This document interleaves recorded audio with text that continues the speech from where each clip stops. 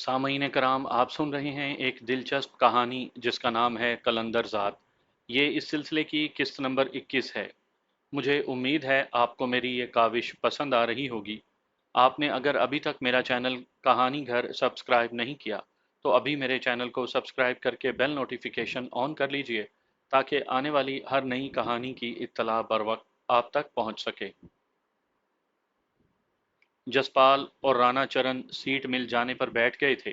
तभी जसपाल ने मनाली को सेल पर फ़ोन पर पैगाम के ज़रिए बताया कि वो किस सूरत हाल में है, जिस पर मनाली ने जवाबन पैगाम भेज दिया कि फ़िलहाल वो सैसर पहुँचे, वहाँ से फिर आगे जाना है या अमृतसर की तरफ, जो भी होगा वो तय करके बताते हैं। ताहम पुलिस पूरे ज़ोरों शोरों से तलाश कर रही है। इसके लिए वो जदीद तरीन आलात की भी मदद ले रहे हैं। इस कत्ल का शोर इसलिए भी न्यूज़ चैनल पर ज़्यादा है कि ये रविंदर सिंह एमएलए के दूसरे बेटे का कत्ल था। अभी तक खुद वरिंदर सिंह का बयान जारी नहीं हुआ था क्योंकि वो दिल्ली से चंडीगढ़ आ रहा था। हालात बहुत कशीदा थे। वो एक दूसरे से पैगाम रसानी कर रहे थे कि अचानक राना चरण यूं तड़पा जैसे किसी बिच्छू ने काट लिया हो। क्या हुआ? जसपाल ने हैरत से पूछा। वो वो देखो सामने सड़क पर, उसने सरगोशी में कहा। तो जसपाल ने सड़क पर देखा। जो कार उन्होंने कुछ देर पहले स्टॉप पर छोड़ी थी वही कार सड़क पर थी। उसके साथ पुलिस की गाड़ियां जा रही थीं। बिलाशुबा वो उनके करीब पहुंच चुके थे। ये बैद नहीं था कि वो बस रुकवा कर इसकी तलाशी लेने लगते। पुलिस दुरुस्त सिमत में उनका ताक़ुब कर रही थी। अगले स्टॉप पर या कहीं भी तलाशी मुमकिन थी। ये इंतहाई खतरनाक सूरत हाल थी। पुलिस घेर रही थी और वो घेरे में आने वाला था। अब ये तो हो नहीं सकता था कि वो चलती हुई बस से छलांग लगा देता। क्या उसे फौरन बस छोड़नी होगी या फिर सब्र से काम लेते हुए बेनियाज बने रहना चाहिए? क्या वो उसे पहचान लेंगे? तभी उसने फैसला कर लिया कि उसे क्या करना है। सुकून से बैठे रहो, जसपाल ने आहिस्तगी से कहा और मनाली को पैगाम भेज दिया कि सूरत हाल क्या है। चंद लम्हों के बाद उसका फ़ोन आ गया। सूरत हाल तो ख़तरनाक हो गई है, लेकिन इसका मतलब ये नहीं कि तुम अपने आसाब ढीले छोड़ दो। मुझे वहाँ से निकलते हुए कुछ देर हो गई है। मैं कुछ देर के बाद घर पहुँच रही हूँ। मैं फिर बताती हूँ कि क्या करना है। तब तक उसने मोहतात अंदाज में कहा, जिसे मनाली समझते हुए बोली, किसी तरह सैसर तक पहुँच जाओ। Well and good. आगे बहुत हैं संभालने वाले। अगर ज़रूरत महसूस करो तो तुम्हें बस छोड़नी है तो छोड़ देना। मैं तुमसे राब्ते में हूँ। सेल फ़ोन की हिफाजत करना। ओके? ओके, उसने कहा और फ़ोन बंद कर दिया। राना चरण उसकी तरफ तजस्सुस भरे अंदाज में देख रहा था। जसपाल ने उसका हाथ थपका, जिसका मतलब यही था कि वो पुरसकून रहे। फिर उसने धीरे से सीट के साथ पुश्त लगा ली, गोया उसने खुद को हालात के धारे पर छोड़ दिया था। बस अपनी मखसूस रफ्तार से चलती जा रही थी। जसपाल की पूरी तवज्जो सड़क पर थी। उसके आसाब तने हुए थे और वो पूरी तरह तैयार था कि अगर पुलिस ने कहीं भी बस रोककर तलाशी शुरू कर दी तो वो पुलिस का सामना करने के लिए रुकेगा, भागेगा नहीं। उसकी पूरी कोशिश होगी कि शक ना होने दे।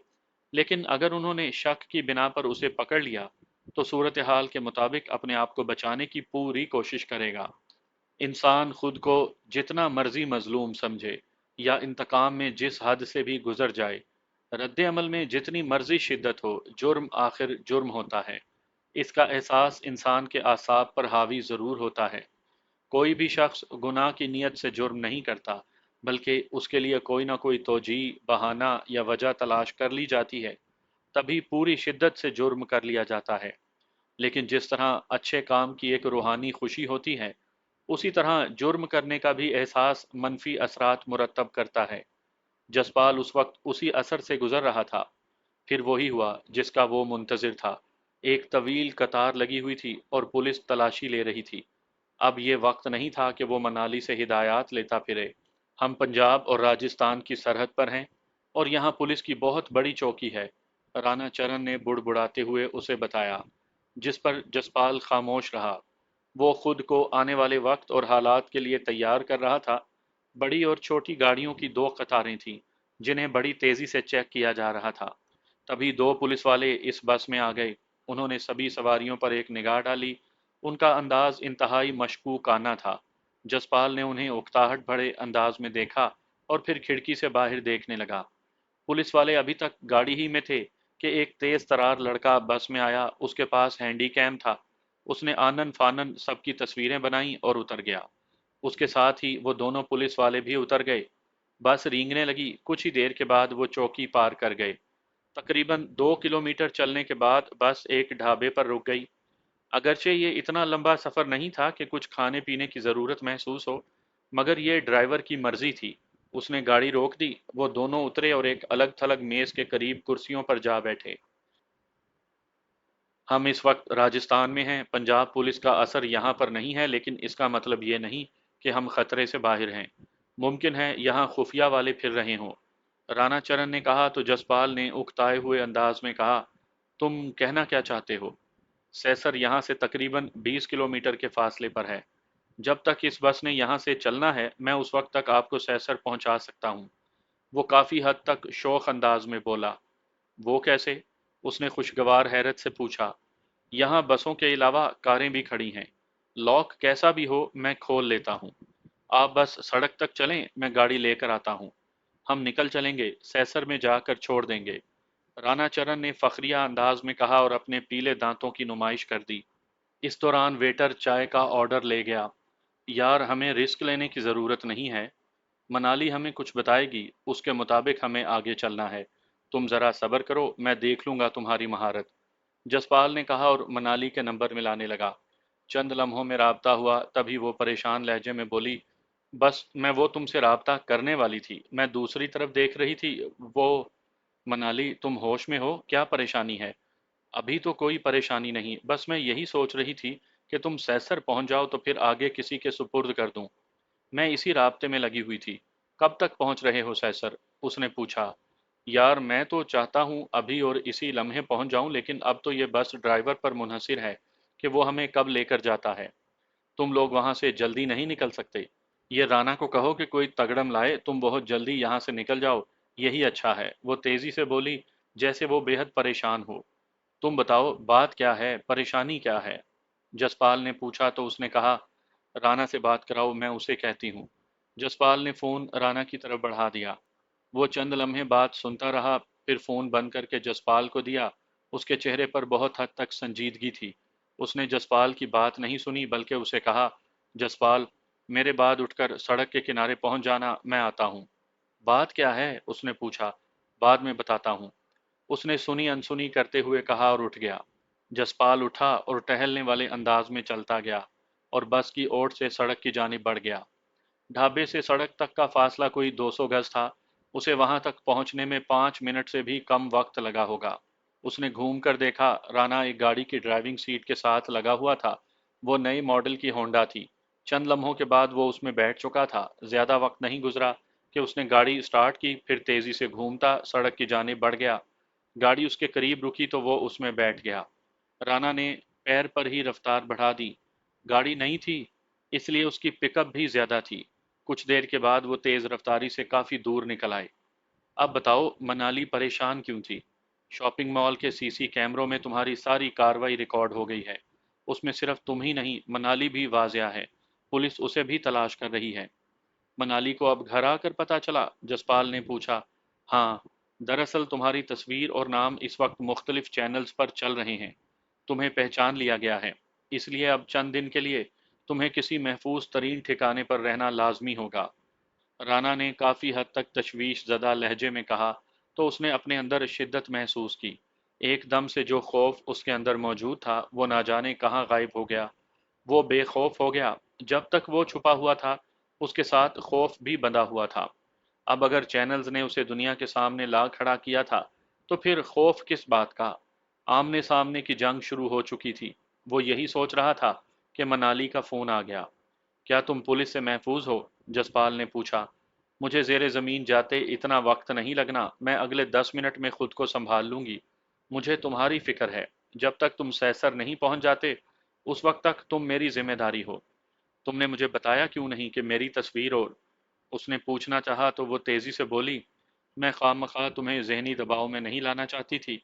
अब इसलिए बताया कि मुमकिन है वहां तुम्हें कोई पहचान ले और मुसीबत बन जाए। खैर, छोड़ो इन बातों को। रविंदर सिंह एयरपोर्ट पहुंच चुका है और रिपोर्टर उससे बात कर रहे हैं। सुनो, ये कहते हुए उसने फोन टीवी के करीब कर दिया।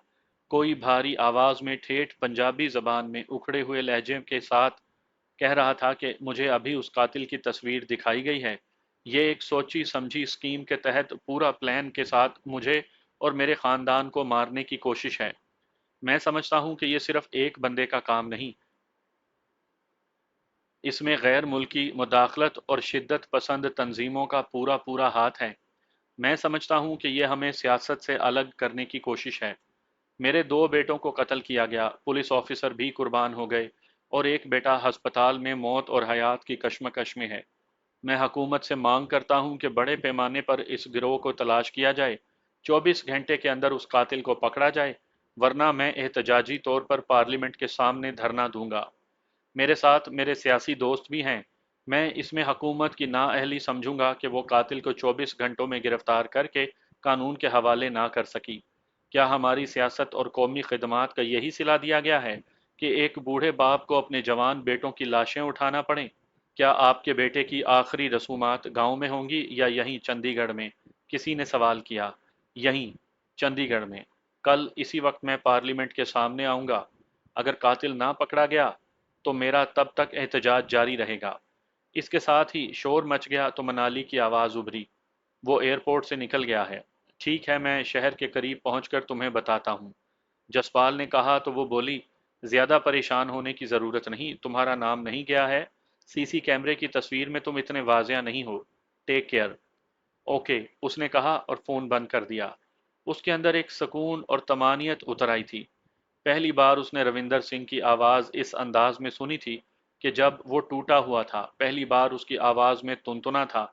इस बार वो किसी हारे हुए ज्वारी की मानिंद लग रहा था।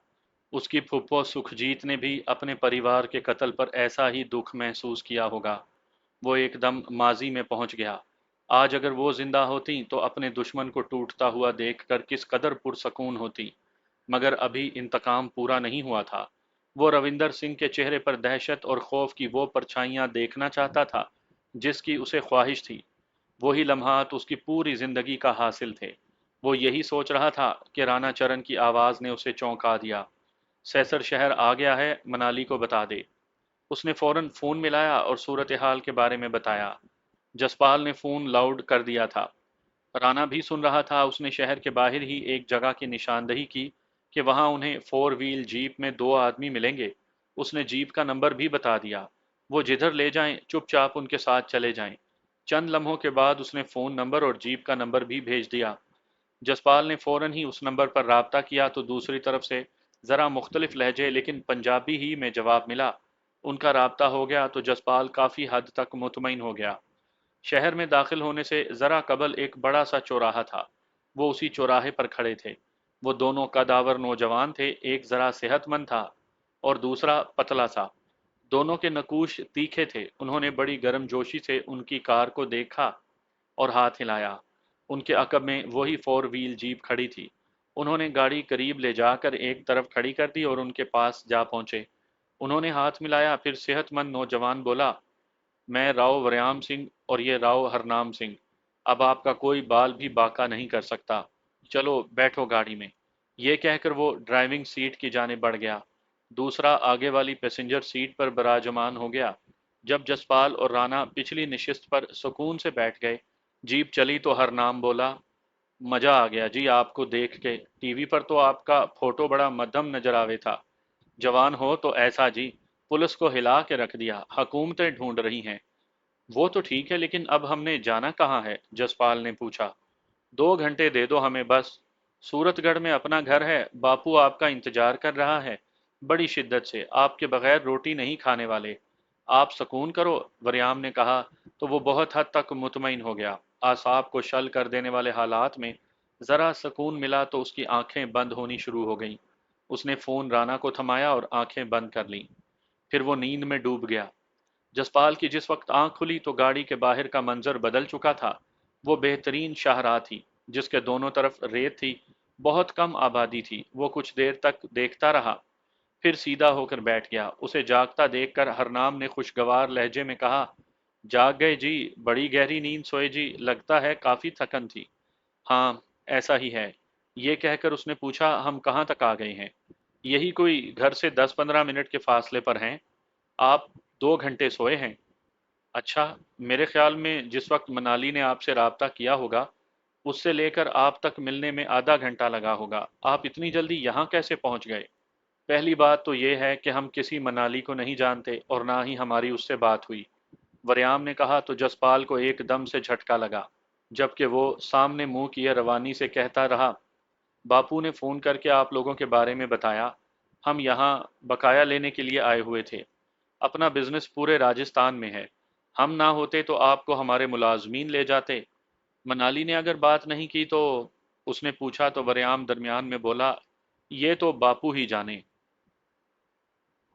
اس کے یوں کہنے پر جسپال نے رانا کی طرف دیکھا، اس کے چہرے پر بھی کافی حد تک پریشانی تھی، اب وہ پتہ نہیں کون تھے، دوست یا دشمن، وہ انجانے میں کس کے ہتھے چڑھ چکے تھے، اگر وہ دشمن ثابت ہوتے تو بچاؤ بہت مشکل تھا، انجانی جگہ اور انجانے لوگ، نہ جانے کیوں اس کا دل مطمئن تھا اگر وہ دشمن ہوتے تو اسے یوں سکون سے سونا نصیب نہ ہوتا، اور اس کے پاس جو پسٹل تھا وہ اب تک چھین لیا گیا ہوتا، وہ گاڑی میں نہیں کہیں بندھا پڑا ہوتا، وہ اسی شش و پنج میں تھا کہ سورت گڑھ شہر آ گیا، سامنے ہی سائن بورڈ پر لکھا تھا، اس نے انگریزی میں پڑھ لیا تھا، وریام نے شہر میں داخل ہونے کے بجائے دائیں جانب والا ایک راستہ اختیار کیا، جسپال سکون سے بیٹھا رہا، شہر کے مضافات میں ایک بڑی حویلی کے گیٹ پر جیپ آن رکی، انہیں دیکھتے ہی گیٹ فوراً کھل گیا، وہ جیپ پورچ میں لے گئے، کافی کھلی حویلی تھی، سبزہ زیادہ تھا، وہ ان دونوں بھائیوں کے ساتھ چلتا ہوا حویلی کے ڈرائنگ روم میں آ گیا،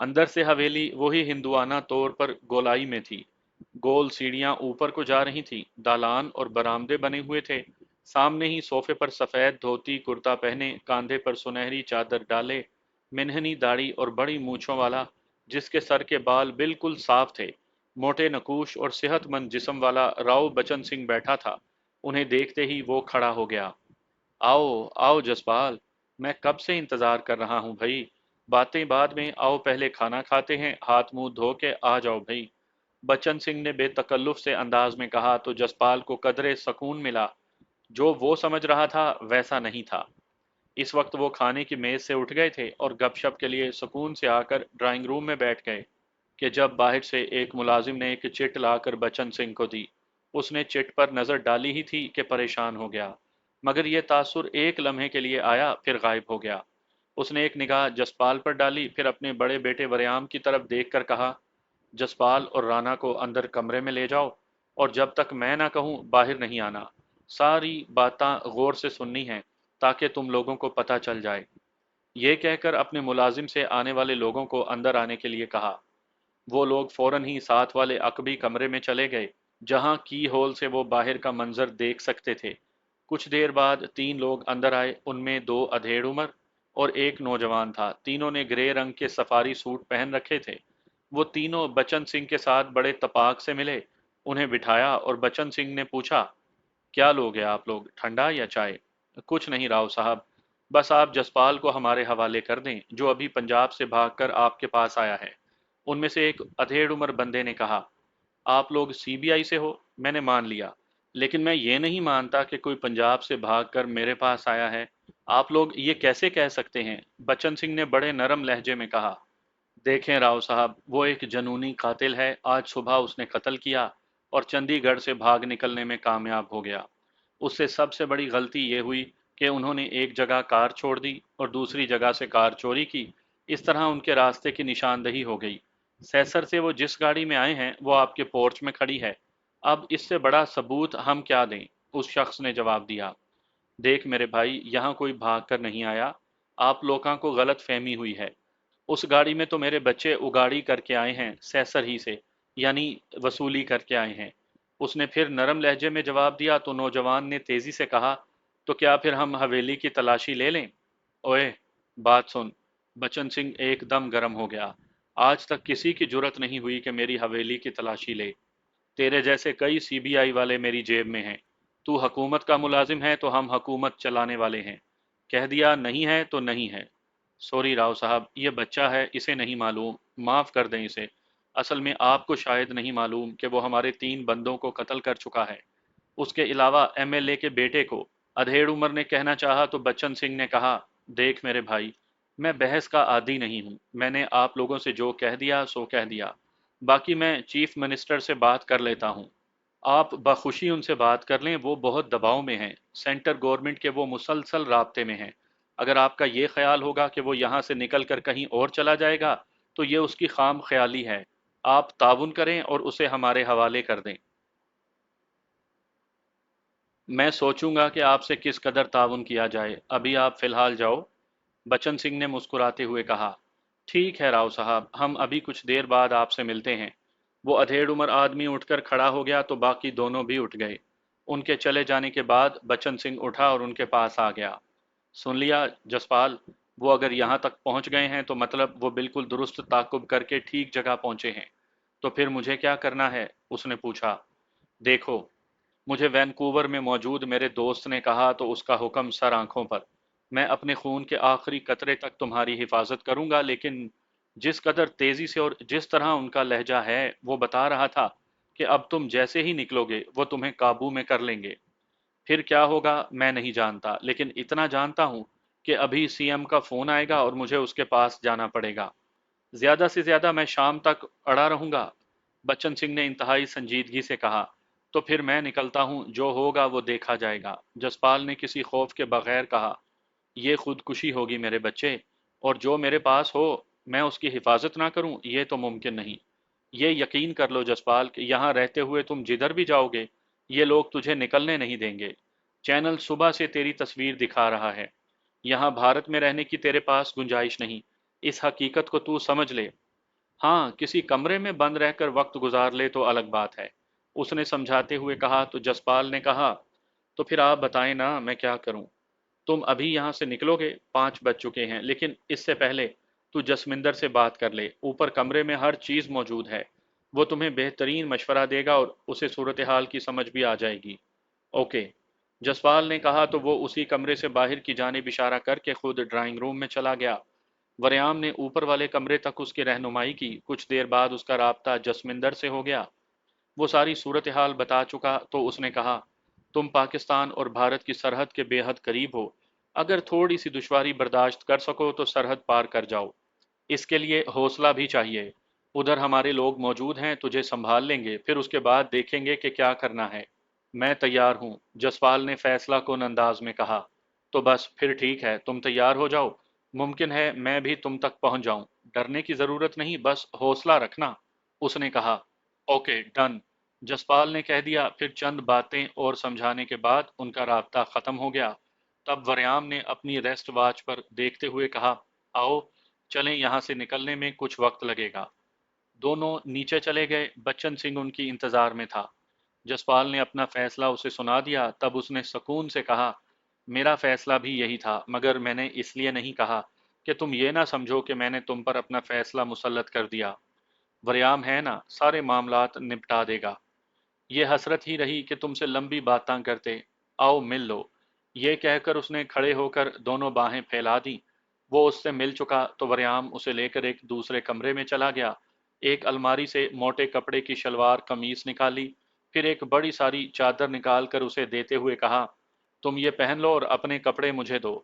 तुम पहनोगे, जसपाल ने उसके सेहतमंद जिस्म की तरफ देखकर मजाकन कहा तो वो बोला, अरे नहीं, ये कपड़े एक तेरे जैसे कद बुत के बंदे को पहनाकर ऊपर छत पर भेज दूंगा, जहां से ये सीबीआई वाले देखते रहें कि बंदा मौजूद है। साथ में राना होगा, हर नाम होगा। तू ये कपड़े पहन, फिर मैं बताता हूँ तेरे साथ क्या करना है। जसपाल ने जीन शर्ट उतारी, वो कपड़े पहने, सर से दस्तार उतारी और वो चादर लपेट ली। बरयाम कपड़े लेकर चला गया। कुछ देर के बाद वापस आया और उसे भी साथ लेकर नीचे आया। फिर अपने चंद मुलाजमीन के साथ लाकर खड़ा कर दिया। अभी ये लोग बर्तन उठाए बाड़े में जाएंगे। हवेली से बाहर तू भी इनके साथ उधर जाना। मैं उधर मिलता हूँ तुमसे, वरयाम ने कहा और तेजी से पलट गया। वो 7-8 मुलाजमीन थे जिनके साथ वो भी हवेली के पिछले दरवाजे से निकल गया। उसने कन अखियों से इर्द गिर्द देखा। दूर एक कोने पर सड़क किनारे चंद लोग एक छोटी जीप के साथ खड़े थे। वो सब चलते हुए उनके करीब से बाड़े में चले गए। उन्हें शक तक नहीं हुआ कि इनमें जसपाल भी हो सकता है। वहां से जसपाल ने देखा, छत पर उसके कपड़े पहने कोई था। राना का ह्योला भी लगा और हरनाम भी उसके साथ था। زیادہ وقت نہیں گزرا تھا کہ وریام وہاں آ گیا۔ اس نے باڑے کے باہر ہی گاڑی کھڑی کر دی کیونکہ اس سے کچھ فاصلے پر وہ مشکوک لوگ موجود تھے۔ وریام اسے لیتا ہوا ایک کمرے میں چلا گیا، جس کے دوسرے دروازے سے نکل کر وہ باہر آ گئے تو سامنے ویسی ہی ایک اور جیپ کھڑی تھی۔ وہ دونوں تیزی سے اس میں بیٹھے اور مشرق کی جانب چل پڑے۔ سورج مغرب کی آغوش میں ڈوب رہا تھا۔ وہ تقریباً 1.5 گھنٹے تک چلتے چلے گئے۔ راستے میں ایسی گزرگاہیں بھی آئیں جہاں بہت سست روی سے گزرنا تھا، یہاں تک کہ وہ ایک گاؤں میں آن پہنچے جس میں ایک طرف بہت بڑا تالاب تھا۔ اگرچہ ہر گاؤں میں مویشیوں کے لیے ایک تالاب ہوتا ہے، لیکن وہ کچھ غیر معمولی تالاب تھا۔ یہ سرحد کا آخری گاؤں ہے، یہاں سے فقط 2 کلومیٹر کے فاصلے پر سرحد ہے، وریام نے اسے بتایا۔ وریام، میری معلومات کے مطابق تو پاکستان اور بھارت کی سرحد پر باڑ لگی ہوئی ہے، جس سے گزرنا بہت مشکل ہوگا۔ وہ کیسے ہوگا؟ جسپال نے پوچھا۔ اسی لیے تو یہاں لایا ہوں، دیکھو، سرحد پر متعین فورس میں عورتیں بھی ہیں اور مرد بھی، سارے فرشتے نہیں ہیں۔ ان کی اپنی بڑی ضرورتیں ہیں، نہ ہوں تو ہم پیدا کر دیتے ہیں۔ سیدھی سی بات ہے، ہم نے کاروبار کرنا ہوتا ہے۔ یہاں سے کچھ لوگوں کے ساتھ ہماری ڈیل ہے، تم دیکھتے رہنا کہ ہوتا کیا ہے، وریام نے کہا اور گاؤں کے ایک کچے لیکن بڑے سارے گھر کے سامنے گاڑی روک دی۔ اگلے ہی لمحے گھر سے 2 لمبے تڑنگے مرد نکلے۔ وہ تپاک سے انہیں ملے اور انہیں لے کر چارپائیوں پر بٹھا دیا۔ شربت وغیرہ پینے کے بعد ان میں سے ایک نے جسپال کو دیکھتے ہوئے کہا، تو یہ ہے وہ جوان؟ ہاں یہی ہے۔ دیکھو، اسے کوئی تجربہ نہیں ہے، اسے تو بس ادھر سے ادھر بھیجنا ہے، آگے وہ خود دیکھ لیں گے، وریام نے کہا۔ دیکھیں جی، راؤ صاحب کا حکم آیا ہے تو ہم نے اچانک تیاری کی ہے۔ 2 بندے ساتھ ہوں گے، وہ ساتھ ہوں گے، لیکن ذمہ داری نہیں ہے، کیونکہ آگے ہماری بات نہیں ہوئی، اس صورتحال کا شکوہ نہیں دینا۔ نہیں ہوگا۔ اب بتاؤ جانا کب ہے؟ ابھی 8 بج رہے ہیں، 10 بجے کے بعد بندہ آ کر بتائے گا۔ تب تک ڈیرے پر چلتے ہیں، کھاتے پیتے ہیں، اور اس نے معنی خیز انداز میں کہا تو وریام ہنس دیا۔ پھر وہ پیدل ہی گاؤں سے باہر ڈیرے کی طرف چل دیے۔ کچے کمروں کے سامنے کھلا سارا صحن تھا، جس میں سفید چاندنیاں بچھی ہوئی تھیں، یعنی سفید چادریں۔ وہاں چند لوگ بیٹھے تھے، وہ بھی جا کر گدوں پر بیٹھ گئے۔ تبھی کچے کمرے میں سے 2 نوجوان لڑکیاں برآمد ہوئیں۔ دونوں ہی گوری چٹی اور روایتی راجستھانی لباس پہنے ہوئے تھیں، گھاگرا اور چولی، کھلا گریبان، کمر برہنہ، پنڈلیاں صاف دکھائی دے رہی تھیں۔ تبھی 2 4 لوگ ایک طرف آ کر بیٹھ گئے۔ انہوں نے کپڑے تلے پڑا سی ڈی پلیئر آن کر دیا، دھیمی دھیمی موسیقی شروع ہو گئی۔ ایک لڑکی وریام کے پاس آ کر بیٹھ گئی تھی۔ تبھی لمبے آدمی نے ہنستے ہوئے کہا، یہی تھی اس دن والی، ابھی 10 منٹ پہلے پہنچی ہے یہ۔ مار دیا اس ظالم نے تو اس دن، آج بھی کمال کر دینا ظالم۔ یہ کہتے ہوئے اس لڑکی کو باہوں میں لے کر جھنجھوڑ دیا۔ وہ کچھ دیر مچلتی رہی، پھر وریام نے چھوڑا تو اٹھ کر وہ ناچنے لگی۔ گانا شروع ہوتے ہی ان کے سامنے شراب بھرے پیتل کے گلاس لا کر رکھنے لگے۔ وریام نے ایک جام جسپال کے سامنے رکھا تو اس نے دھیرے سے کہا، میں شراب نہیں پیتا۔ او ظالم، پھر جیتا کیسے ہے؟ یہ کہہ کر وہ ہنس دیا۔ بس نہیں پیتا، شروع ہی سے عادت نہیں بنی، جسپال نے کہا۔ چل ٹھیک ہے، کوئی بات نہیں، تو دیکھ، ان میں شراب سے بھی زیادہ نشہ ہے، پاگل کر دیا ہوا ہے اس نے مجھے۔ وریام شاید اس طوائف پر مر مٹا تھا۔ شراب کے جام پر جام چلتے رہے، بھنا ہوا گوشت ان کے سامنے آتا رہا۔ 15 20 لوگ تھے، وہ سب کھاتے پیتے اور ناچ دیکھتے رہے۔ وقت آہستہ آہستہ گزرتا چلا گیا۔ رات ٹھہر چکی تھی، دونوں لڑکیاں خوب ناچ رہی تھیں۔ ایسے میں ایک نوجوان سا لڑکا ڈیرے کے احاطے میں داخل ہوا۔ اسے دیکھتے ہی وہ لمبا آدمی اٹھ گیا، اٹھتے ہوئے وریام کو بھی اٹھنے کا اشارہ کیا۔ جسپال کے ساتھ وہ بھی اٹھ گیا۔ وہ تینوں آگے پیچھے باہر نکلتے چلے گئے۔ لو جی وریام جی، آپ نے موج مستی کرنی ہے تو ادھر رہو، یا جانا ہے تو جاؤ، اب آگے ہمارا کام ہے، اس لمبے آدمی نے ڈیرے سے باہر نکل کر کہا تو وریام نے جسپال کو گلے لگاتے ہوئے کہا، لے بھائی جسپال، رب کے حوالے، واہے گرو تم پر مہر کرے، بس تیری خدمت نہ کر سکا۔ دونوں ایک دوسرے سے گرم جوشی سے ملے، پھر الگ ہو کر ایک دوسرے کو دیکھا۔ لمبے آدمی نے جسپال کا ہاتھ پکڑا اور اندھیرے میں چل دیا۔ وریام واپس چلا گیا تھا اور وہ دونوں پیدل ہی چل پڑے۔ کافی آگے جانے کے بعد انہیں اونٹ بیٹھے ہوئے دکھائی دیے۔ یہ ہمارے سدائے ہوئے اونٹ ہیں، یہ ہی سرحد پار کروائیں گے، یہ سیدھے اپنے ٹھکانے پر جائیں گے، इन्हें अपनी मर्जी से नहीं हाँकना, ये जिधर ले जाएं उधर चले जाना। और दूसरी बात, तुम्हारे साथ एक और बंदा होगा, वो इतनी समझ बूझ वाला बंदा नहीं है। लंबे आदमी ने उसे समझाते हुए कहा। ठीक है, जसपाल ने सर हिलाते हुए कहा। तो लंबे आदमी ने कुतुबी सितारे की तरफ इशारा करते हुए बताया, ये देख, ये तारा देख रहा है, ये तेरे दाएं कांधे की तरफ रहे बस, फिर तू सही सिमत में जाएगा, इसे मत भूलना। अभी कह रहे हो कि ऊंट? जसपाल ने समझना चाहा। अगर तुझे सिमत समझने की जरूरत पड़े तो, वरना ये तुझे ऊंट ही अपने ठिकाने पर ले जाएंगे। वाहे गुरु का नाम ले और बैठ इस पर। लंबे आदमी ने एक ऊंट की तरफ इशारा किया। जसपाल ने पहले कभी ऊंट की सवारी नहीं की थी, इसलिए कोई तजर्बा नहीं था। वो कुहान के पीछे मजबूती से बैठ गया। तभी लंबे आदमी ने एक ऊंट को उठाया तो बाकी भी उठने लगे। जसपाल उन ऊँटों की दुरुस्त तादाद ना मालूम कर सका, बस अंदाजा था कि 6 या 7 होंगे। उसका ऊँट तीसरा या चौथा था। लंबे आदमी ने एक ऊँट की महार पकड़ी और सबसे आगे पैदल चलने लगा। तकरीबन 1 किलोमीटर का फासला तय करके वो रुक गया। सामने एक आदमी खड़ा था, उससे धीमी धीमी बातें हुई तो पहला ऊँट बिठा दिया गया। वो बंदा उस पर सवार हुआ तो ऊँट खड़ा हो गया। ऊँट चल पड़े। सामने लोहे की ऊंची ऊंची बाड़ दिखाई देने लगी थी, जो रोशन थी।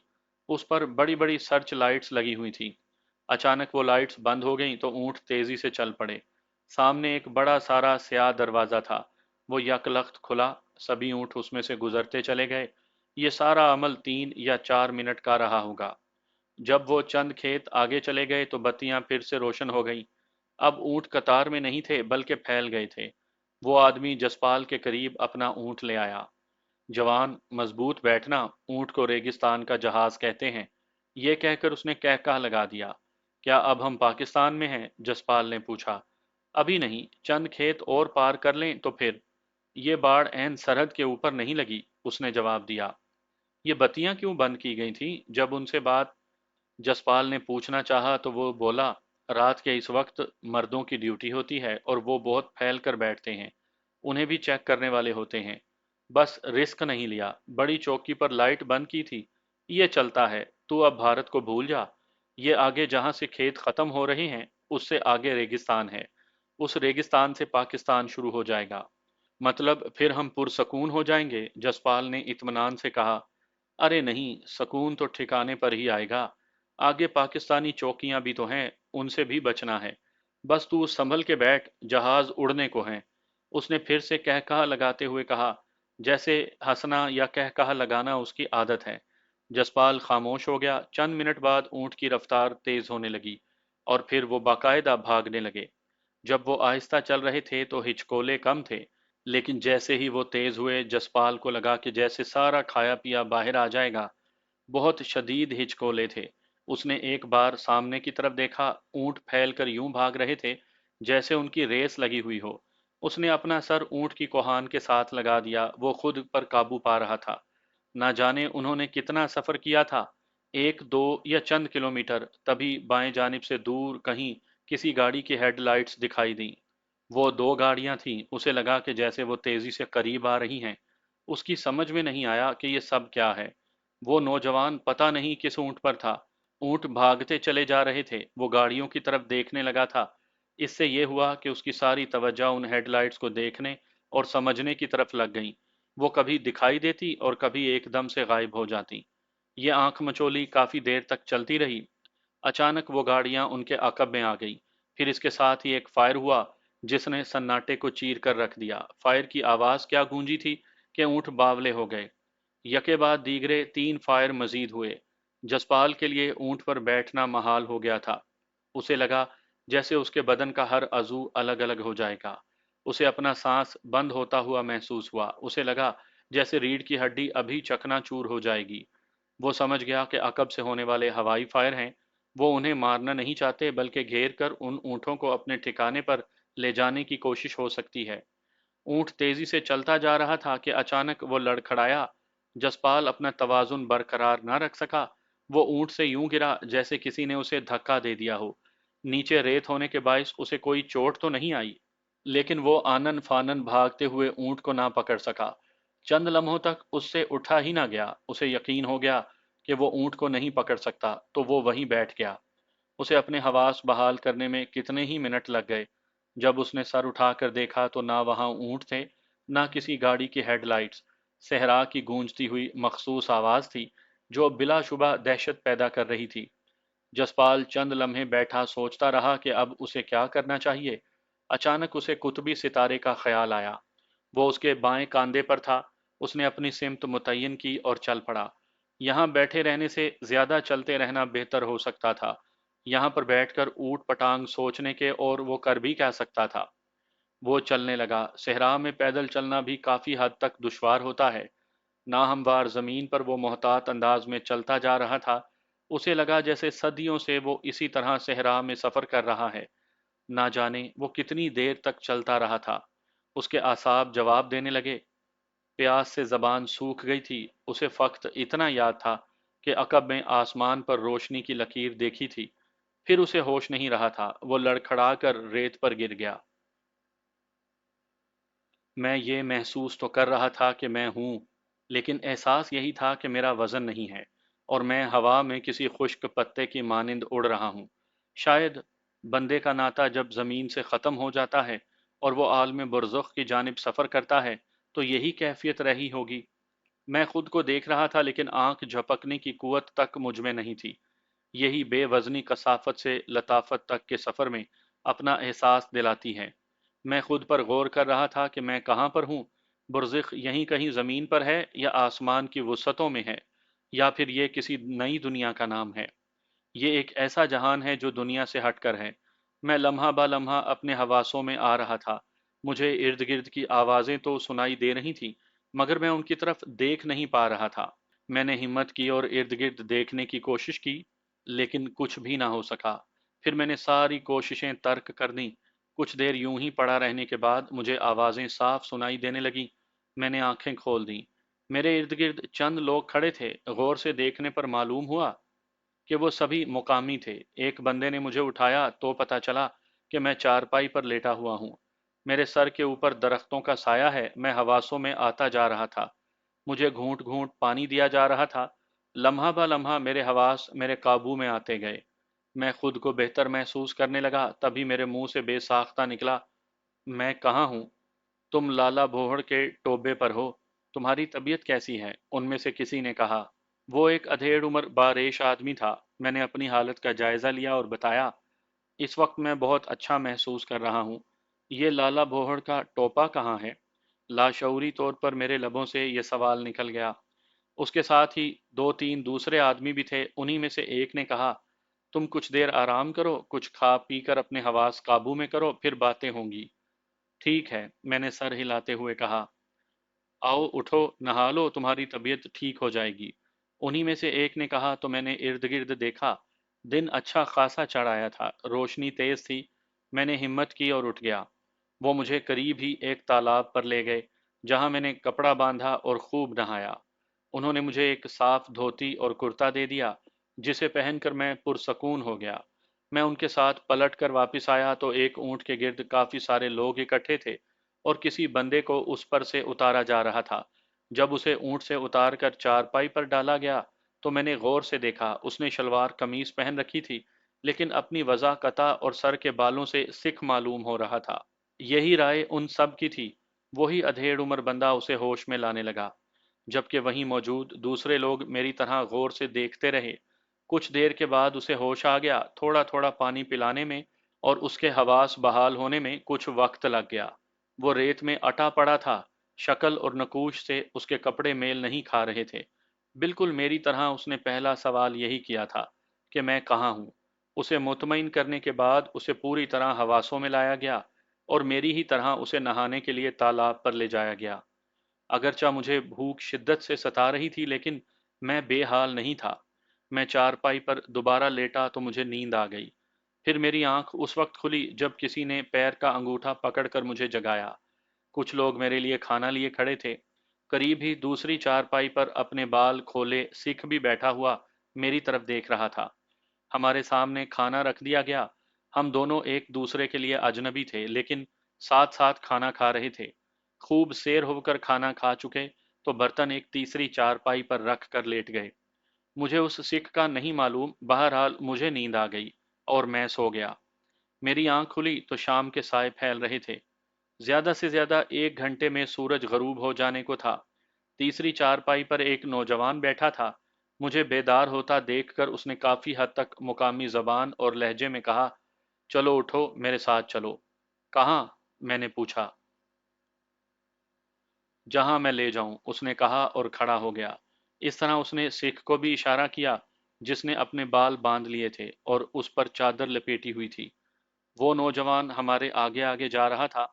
उसके हाथ में लाठी थी। हम उसके पीछे पीछे चलते रहे। हम सहरा में रेत के टीलों के दरमियान चलते हुए एक ऐसी जगह पर आ गए जहां काफी ऊंची जगह पर गोपा, यानी जिसे मुकामी जबान में झोंपड़ी कहते हैं, वो बना हुआ था। ढलवान के आखिर में एक कच्चा थड़ा था जिस पर खस की सफ़ें बिछी हुई थीं। काफी सारे बड़े मैदान के साथ एक तरफ दरख्तों का झुंड था। उसके साथ एक कुआं था जिसके इर्द गिर्द दो बैल जुते हुए थे और पानी निकाल रहे थे। वो पानी खाल की सूरत में ना जाने किस तरफ जा रहा था। हमें उस खुले मैदान में ले जाकर खड़ा कर दिया गया। इर्द गिर्द कोई बंदा नहीं था। बस वही नौजवान था जो एक तरफ हटकर खड़ा था और गोपे की जानिब देख रहा था। ज्यादा वक्त नहीं गुजरा था कि गोपे में से एक अधेड़ उम्र स्मार्ट जिस्म का, दरमियाना कद, छोटी छोटी सफेद दाढ़ी, लंबे बाल जो शानों तक पड़े थे, उसने बारीक कुर्ता पहन रखा था जो सफेद था। उसी तरह गहरे नीले रंग की धोती, पाँव में खुस्ता पहने हुए था। उसकी बड़ी बड़ी आंखें चमक रही थीं। तीखा नाक, पतले पतले होंठ जिन पर भारी मूछें बहुत रोबदार लग रही थीं। वो हमारी तरफ गहरी निगाहों से देख रहा था। फिर जैसे उस खुरदरे माहौल में नरम और खुशगवार हवा का झोंका दर आया हो। उसकी पुश्त पर एक कामनी सी लड़की दिखाई दी। गोल चेहरा, स्याह बाल जो बॉय कट में थे, पतली सी जिसामत वाली, दरमियाने कद की। उसने सफेद शलवार कमीज जिस पर सफेद, ऑरेंज और पीले फूल बने हुए थे पहनी हुई थी। पाँव में स्याह सैंडल थे। वो भी गहरी निगाहों से हमें देख रही थी। उस तीखे नकूश वाली लड़की का वहां होना अजीब सा तासुर पैदा कर रहा था। इस वक्त मुझे शिद्दत से एहसास हुआ कि खुरदरे और फीके माहौल में जब औरत आ जाती है तो माहौल नरम और रंगीन हो जाता है। वो दोनों हमारी तरफ चंद लम्हे देखते रहे, फिर हमें वहीं रुकने का इशारा करके वापस पलट गए। अगले ही लम्हे गोपे में से दो नौजवान निकले। वो गोपे ही के साए में चारपाइयां बिछाने लगे और हमें वहां बैठने का इशारा किया। हम दोनों बैठ गए। तभी हमारे सामने जदीद मशरूबात के टिन पैक लाए गए। हम वो पी रहे थे कि वो दोनों वहीं उस चारपाई के सामने वाली चारपाई पर आन बैठे जहां हम दोनों बैठे थे। मेरा नाम मेहर खुदा बख्श खान है। अरसा दराज से यहाँ रहता हूँ। ये सारी ज़मीनें और बाड़े मेरे हैं। ये लड़की यहाँ काम करती है, तानी नाम है इसका। वो तारुफ करवा कर खामोश हो गया तो पहले मैंने अपना तारुफ करवाया। मेरे बाद वो सिख बोला, मेरा नाम जसपाल सिंह है। मैं असल में वैनकूवर का रहने वाला हूँ। पिछले चंद हफ्तों से भारत में था। रात सरहद पार करवाई गई है मुझे। अब मुझे नहीं पता कि मैं कहाँ हूँ। तुम जमाल मुसलमान हो और ये जसपाल सिख हैं। ये इत्तफाक ही है कि तुम दोनों एक ही रात दो मुख्तलिफ सिमतों से मिले हो। बेहोश। जाहिर है तुम दोनों में सकत नहीं रही होगी सहरा का मुकाबला करने की। यहाँ बड़े बड़े लोग हार जाते हैं। ये तो अच्छा हुआ कि तुम दोनों चाहे मुख्तलिफ सिमतों ही में सही, लेकिन मेरे इलाके में से पाए गए हो। ये तो पक्की बात है कि तुम दोनों को कोई मजबूरी ही इस वीराने में लाई है। और ये भी सच है कि तुम दोनों कोई शरीफ और मासूम बंदे नहीं हो। आपकी सारी बातें सच हैं, मैंने एतराफ़ किया। तो वो जसपाल की तरफ देखकर बोला, और तुम जसपाल? ऐसा ही है, लेकिन मैं अपने बारे में इतना बता दूं कि मैं जराइम पेशा नहीं हूं। मैं नहीं जानता कि तुम दोनों जराइम पेशा हो या नहीं, लेकिन तुम दोनों के पास जदीद पिस्टल बरामद होना इस बात की निशानदही है कि मार धाड़, कत्ल वगैरह तुम दोनों के क्रेडिट पर ज़रूर होगा। ये कहकर वो एक लम्हे को खामोश हुआ, फिर हमारी तरफ से कोई जवाब सुने बगैर बोला, आराम कर लिया, खाना खा लिया, जाना चाहते हो तो जा सकते हो। हमें तो अंदाजा ही नहीं कि हम कहाँ पर हैं, फिर कैसे, किस तरह। जसपाल ने तशवीश से कहा, लड़के, मैं इसका जवाब दे नहीं हूं और ना ही ये बता सकता हूं कि तुम इस वक्त कहाँ हो। ये मेरी मजबूरी है, मैं तुम लोगों को कहीं छोड़ भी नहीं सकता। उसने सख्ती और रूखेपन से कहा, हमें तो सिमत का भी अंदाजा नहीं कि हम किस तरफ जाएंगे। प्लीज आप हमें किसी करीब तरीन शहर के पास पहुंचाने का बंदोबस्त कर दें, फिर हम जाने और हमारी किस्मत। जसपाल ने काफी हद तक नरम और मिन्नत भरे अंदाज में कहा, देखो जसपाल, मैंने तुम लोगों को पैगाम नहीं भेजा था कि तुम यहाँ आओ। खुद आए हो तो खुद ही चले जाओ, और फिर मैं तुम्हारी मदद क्यों करूं? उसने मंतकी अंदाज में कहा, आप क्या चाहते हैं, दौलत? वो मैं नहीं, मुझे दौलत नहीं चाहिए। मेरी 3 शर्तें हैं, उनमें से कोई एक पूरी कर दो तो मैं शहर के करीब पहुंचा दूंगा। जो तुम में पहली शर्त पूरी करेगा उसे पहले। क्या हैं वो शर्तें? मैंने दिलचस्पी लेते हुए कहा। तो मेहर खुदा बख्श ने मेरी जानिब गौर से देखा और बोला, मेरे साथ पंजा आजमाई करना होगी। मुझे हरा दो तो मैं तुम्हारी बात मान लूंगा। दूसरी शर्त? जसपाल ने पूछा। यह है कि इस लड़की तानी के साथ जो फाइट करके इसे जख्मी कर देगा, उसकी बात मानी जाएगी। उसने यूं कहा जैसे वो हमारा मजाक उड़ा रहा हो। और तीसरी शर्त? मैंने पूछा। इतने में 1 साल का बछड़ा एक तरफ से भागता हुआ दूसरी तरफ निकल गया। महर खुदा बख्श की निगाह उस पर पड़ी तो वो बोला, वो बछड़ा देखा है, मुझे बड़ा ही प्यारा है। जो उसे गिराकर उसकी गर्दन पर छुरी फेर देगा, मैं उसकी बात मान लूंगा।